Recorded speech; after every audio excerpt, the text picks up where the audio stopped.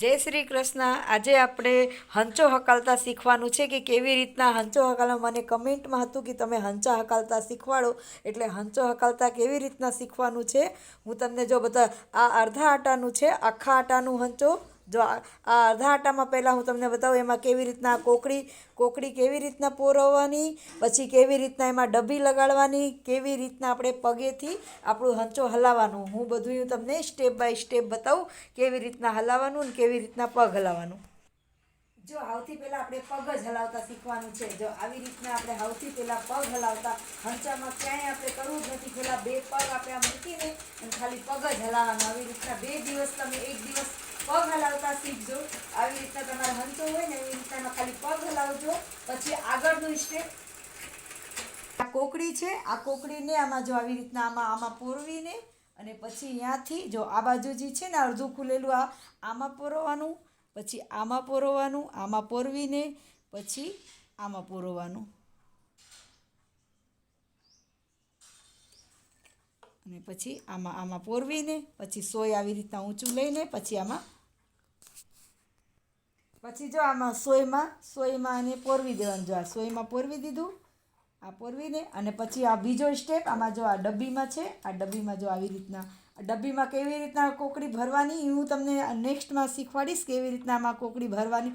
આ જો આવી રીતનામાં આ ડબ્બીમાં આવી રીતના આમ નાખીને અહીંથી અને આમ ફરવીને આવી રીતના આમ કાઢી લેવાનું। પછી આને નોકને અડધા આટામાં આ નોકને ઊંચી રાખવાની, પછી અહીંયાથી જો આમ લગાડી દેવાની। આ થઈ ગયું, આવી ગયો, આ દોરો આવી ગયો ઉપર। હવે આને આમ કરીને હવે પહેલાં આ તો હું તમને સિલાઈ કરતાં શીખવાડું, બાકી એ દોરો પોરીને દોરો નહીં પૂરાય એના પહેલાંનું કેવી રીતના સ્ટેપ કરવાનું। જો આવી રીતના કપડુંને ફોલ્ડ કરવાની અને આવી રીતના આને આમ સિલાઈ કરવાનું, સીધી સિલાઈ આ બાજુ જાય ને સીધી સિલાઈ આવી રીતના આમ આખી સીધી સિલાઈ કરવાની। જો આ તો અને પછી એના પહેલાં આ તો તમને ડોરા પોરવીને કેવી રીતના સીવાના, અને ડોરા પોર્યા વગરમાં જો ડોરા પોર્યા વગર આવી રીતના આમ ડોરા કાઢી દેવાના અને સૌથી પહેલાં આમ કાપડ રાખીને આ કાપડને આવી રીતના ફોલ્ડ કરીને આમ રાખવાનું અને આવી રીતના આમ જોવાનું। તમારો હંચો સીધો હાલે ને એટલે કાપડ પાછળ આ બાજુ જાય, અને ઊંધો હંચો હાલશે ને તો કાપડ તમારી બાજુ આગળ બાજુ આવશે। એ તમારે એક ધ્યાન રાખવાનું કે જો આ કાપડ આગળ જાય અને સિલાઈ એવી રીતના ઝીણી સિલાઈ ને એવી રીતના સરસ થાય ને એ જોવાનું।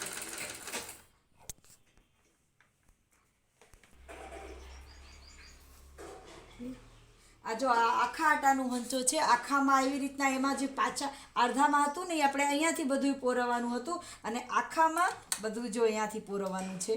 અહીંયાથી આવી રીતના જો આ કોકડીને આવી રીતના આખું ફિટ કરીને આ મોટરવાળું છે, મોટરવાળું કેવી રીતના હકાલવાનું હું તમને જો શીખવાડું કેવી રીતના હકાલવાનું હંચો। એકદમ ઇઝી છે, તમે સિલાઈ કામ શીખો એકદમ એટલે એકદમ સહેલું છે। તમને 2 થી 3 દિવસનું તમને હંચો આવડી જાય, સિલાઈ કરતાં આવડી જાય, તમને ઓટોમેટિક તમને એટલી મજા આવશે ને સિલાઈ કામમાં।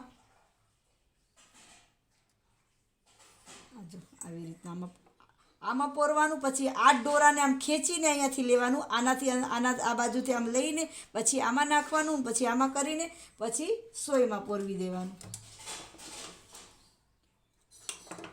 જો પછી સોયમાં પોરવી દેવાનું।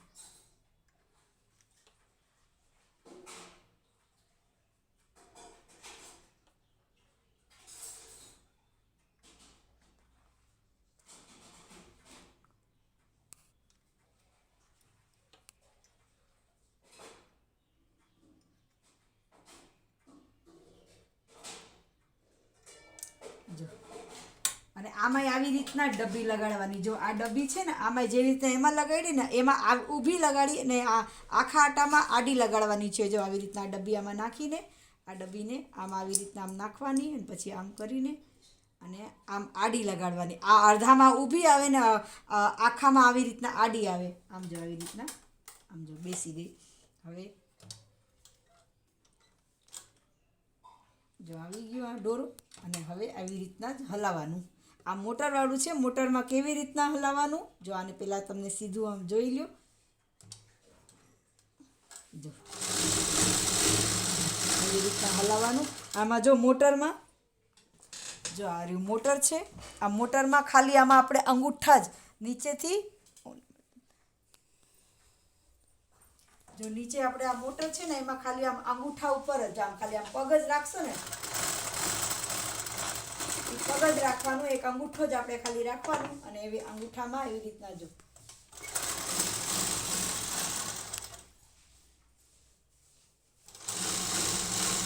આવી રીતના આપણે અંગૂઠાથી જ હાલવું. આપણે આજના સ્ટેપમાં આપણે શીખા હંચો કેવી રીતના હકાલવાનો. હવે હંચામાં શું શું જોતી વસ્તુ છે, શું આપણે વાપરવાનું છે એ તમને નેક્સ્ટ પાર્ટમાં શીખવાડીશ. મારી વિડીયો ગમે તો લાઈક કરજો, સબસ્ક્રાઈબ કરજો, શેર કરજો, કમેન્ટ કરજો. જય શ્રી કૃષ્ણ.